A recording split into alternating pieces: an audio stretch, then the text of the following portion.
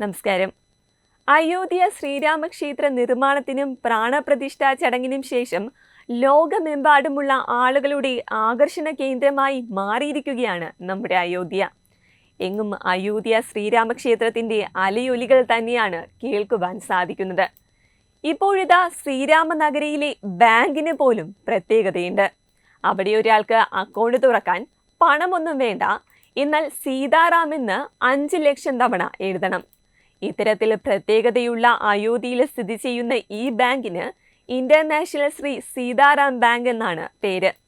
ഇവിടെ പണത്തിനല്ല, മറിച്ച് ഭക്തരുടെ വിശ്വാസത്തിനാണ് പ്രാധാന്യം നൽകുന്നത്. ബാങ്ക് ഭക്തർക്ക് സൗജന്യ ബുക്ക്ലെറ്റുകളും പേനകളും നൽകുകയും ചെയ്യുന്നുണ്ട്. ഒരു ബാങ്ക് അക്കൗണ്ട് തുറക്കാൻ ഒരാൾ കുറഞ്ഞത് 5 ലക്ഷം തവണയെങ്കിലും സീതാറാം എന്ന് എഴുതുകയും തുടർന്ന് പാസ്ബുക്ക് ബാങ്കിൽ നൽകുകയും വേണം. 1970 നവംബറിൽ ശ്രീരാം ജന്മഭൂമി തീർത്ഥക്ഷേത്ര ട്രസ്റ്റിന്റെ തലവനായ മഹന്ത് നൃത്യ ഗോപാൽ ദാസ് ആണ് ഇന്റർനാഷണൽ ശ്രീ സീതാറാം ബാങ്ക് സ്ഥാപിക്കുന്നത്. ഈ ബാങ്കിന് ഇന്ത്യയിലും അമേരിക്കയിലും Britain, Canada, Nepal, Fiji, UAE, മറ്റ് രാജ്യങ്ങളിലും വിദേശത്തുമായി 35,000-ലധികം അക്കൗണ്ട് ഉടമകളുണ്ട്. ഇന്റർനാഷണൽ ശ്രീ സീതാറാം ബാങ്ക് പുതുതായി നിർമ്മിച്ച രാമക്ഷേത്രം കാണാൻ വരുന്ന ഭക്തരുടെയും വിനോദസഞ്ചാരികളുടെയും ശ്രദ്ധയെ ഇപ്പോൾ വളരെയധികം ആകർഷിക്കുകയാണ്. ശ്രീരാമന്റെ ഭക്തരിൽ നിന്നുള്ള 20,000-ലധികം കോടി രൂപയുടെ സീതാറാം ബുക്ക്ലെറ്റുകളുടെ ശേഖരം ഈ ബാങ്കിലുണ്ട്.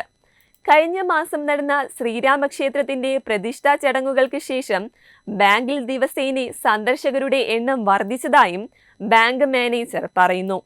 ഇന്ത്യയിലുടനീളവും വിദേശത്ത് പോലും ഈ ബാങ്കിന് 136 ശാഖകളുണ്ടെന്ന് ബാങ്ക് മാനേജർ പറയുന്നു. അക്കൗണ്ട് ഉടമകളും തപാൽ വകുപ്പ് മുഖേന ബുക്ക്ലെറ്റുകൾ അയക്കുകയും ഇതിവിടെ ബാങ്കിൽ സൂക്ഷിക്കുകയും ചെയ്യുന്നു. അതേസമയം അയോധ്യ രാമക്ഷേത്രം തുറന്നു നൽകി 2 ആഴ്ച മാത്രം പിന്നിടുമ്പോൾ വരുമാനമായി ലഭിച്ചത് കോടിക്കണക്കിന് രൂപയാണ്. 12.8 കോടി രൂപ ഇതിനകം കാണിക്കയായി മാത്രം ലഭിച്ചുവെന്നാണ് ഇപ്പോൾ പുറത്തുവരുന്ന കണക്കുകൾ സൂചിപ്പിക്കുന്നത്. എന്തായാലും അയോധ്യ ശ്രീരാമക്ഷേത്രത്തിലേക്കുള്ള രാമഭക്തരുടെ തിരക്ക് അനുദിനം വർദ്ധിക്കുന്നുണ്ടെന്ന് തന്നെയാണ് ഇപ്പോൾ പുറത്തു വന്ന ഈ കണക്കുകൾ വ്യക്തമാക്കുന്നത്. 15 ദിവസത്തിനുള്ളിൽ തന്നെ ഏതാണ്ട് 30 ലക്ഷത്തിലധികം പേർ ക്ഷേത്ര ദർശനം നടത്തിയിരിക്കുകയാണ്. പ്രതിദിനം ശരാശരി 2 ലക്ഷം പേരെന്ന നിലയിൽ രാമഭക്തർ ക്ഷേത്രത്തിലെത്തുന്നുണ്ടെന്നും ട്രസ്റ്റ് ഭാരവാഹികൾ പറയുന്നു. അതേസമയം അയോധ്യ ശ്രീരാമക്ഷേത്രത്തിൽ പ്രാണപ്രതിഷ്ഠ നടന്ന അന്നാണ് ഏറ്റവും അധികം വരുമാനം ലഭിച്ചിരിക്കുന്നത്. 3,17,00,000 രൂപയാണ് ജനുവരി 22-ന് കാണിക്കയായി ലഭിച്ചത്.